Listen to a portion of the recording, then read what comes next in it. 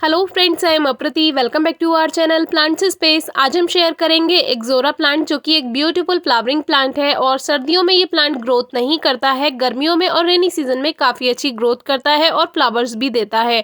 तो जैसे कि फरवरी मार्च और रेनी सीजन यानी जुलाई अगस्त, ये दो ऐसे मौसम है, स्प्रिंग सीजन और रेनी सीजन, जिसमें आप प्लांट की प्रूनिंग रिपोर्टिंग कर सकते हैं। लेकिन रेनी सीजन में यानी बारिश के मौसम में जो प्लांट्स फ्लावर्स देते हैं उनकी प्रूनिंग नहीं करनी चाहिए। तो इसलिए बेस्ट टाइम जो होता है वो स्प्रिंग सीजन यानी फरवरी मार्च का होता है।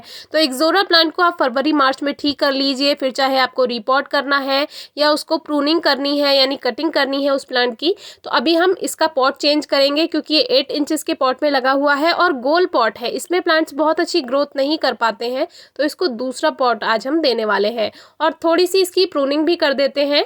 तो उसके लिए जो टिप है, अगर आप हार्ड प्रूनिंग करना चाहते हैं तो प्लांट की ज़्यादातर ब्रांचेस को कट कर सकते हैं, और अगर आपको बहुत ज़्यादा प्रून प्लांट को नहीं करना है तो टिप पर से इस तरह से प्लांट की प्रूनिंग आप कर सकते हैं। हल्का हल्का उसको पिंच कर दीजिए एक तरह से, और ज़रूरी नहीं है कि कटर से ही आपको करना है, आप कोई शार्प नाइफ भी ले सकते हैं या सीज़र की हेल्प से भी ये काम कर सकते हैं। तो इस तरह से देखिए, जो लीफ नोड होता है उससे थोड़ी सी ऊपर हमें कट करना है, क्योंकि लीफ नोड जहाँ से पत्तियाँ निकल रही होती हैं वहीं से ही न्यू ग्रोथ, न्यू शूट्स आएंगी। तो इस बात का आप ध्यान रखिए, लीफ नोड के थोड़ा सा ऊपर से ही ये काम करना है।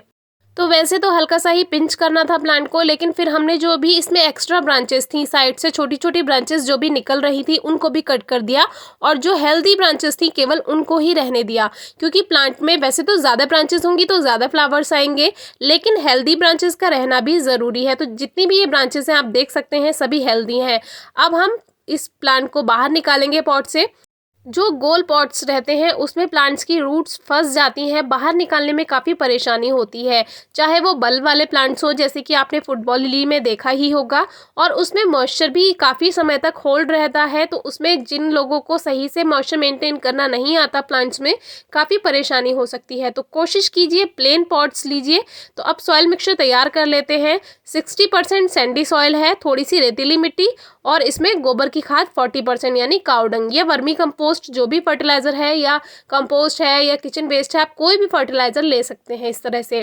तो ये एक 10 इंचेस का पॉट है, मिट्टी का ही है। तो इस तरह से सीधे पॉट्स आपको लेने हैं, यानी कि उसमें कोई मोड़ नहीं होना चाहिए, नहीं तो रूट्स वहाँ फंस जाती हैं।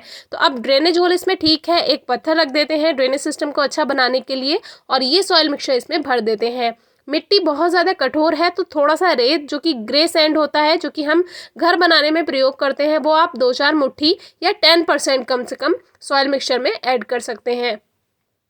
बाकी नॉर्मल गार्डन सॉइल अगर आपके पास है तो उससे भी काम चल जाएगा। फर्टिलाइज़र के लिए आपके पास जो भी फर्टिलाइज़र है आप किसी भी प्लांट के लिए मिक्स कर सकते हैं, लेकिन जैसे वर्मी कंपोस्ट होता है, काउडंग होता है, ये एक मेन फर्टिलाइज़र के रूप में वर्क करता है। तो इस तरह से आप इसको ले सकते हैं। सॉइल मिक्सचर बिल्कुल तैयार है, और इसकी रूट बॉल को हम ज़्यादा डिस्टर्ब नहीं करेंगे क्योंकि वैसे ही छोटा पॉट था, तो रूट बॉल भी छोटी सी ही है, और साइड से अच्छे से सॉइल को प्रेस कर देंगे। आप चाहे तो नीचे की तरफ एक लेयर अलग से काउडंग या जो भी वर्मी कंपोस्ट आपने यूज़ किया है उसकी भी बना सकते हैं। तो वो जब रूट्स नीचे जाती हैं पॉट में तो वो प्लांट को फ़ायदा पहुँचाती हैं, तो उसको नीचे जाकर भी पोषण मिलता रहता है रूट्स को। तो अब सॉइल को अच्छे से प्रेस कर देंगे। वैसे तो हमें इसको 12 इंचेस के पॉट में शिफ्ट करना था, लेकिन फिलहाल कोई 12 इंचेस का पॉट खाली नहीं है, तो इसको 10 इंचेस का पॉट अभी हम दे देते हैं। रिपोर्टिंग के बाद प्लांट्स को शेड में यानी छांव में रखना चाहिए, या सेमी शेड में जहाँ पर हल्की फुल्की धूप आती हो वहाँ पर रखना चाहिए, क्योंकि फिर प्लांट स्ट्रेस में नहीं जाता है। क्योंकि हल्की हल्की अगर आप रूट्स ट्रिम कर देते हैं, कट कर देते हैं रूट्स, तो थोड़ा सा प्लांट शॉक में जाने का डर रहता है। अच्छे फ्लावर्स पाने के लिए 25 या 30 दिनों में आप गोबर की खाद यानी काउडंग या वर्मी कंपोस्ट या 1 चम्मच सरसों की खली यानी मस्टर्ड केक पाउडर मिट्टी में मिला सकते हैं, तो आपको ढेर सारे फ्लावर्स मिलेंगे। फिर भी अगर आपकी कोई क्वेरी हो तो पूछिए। Thank you.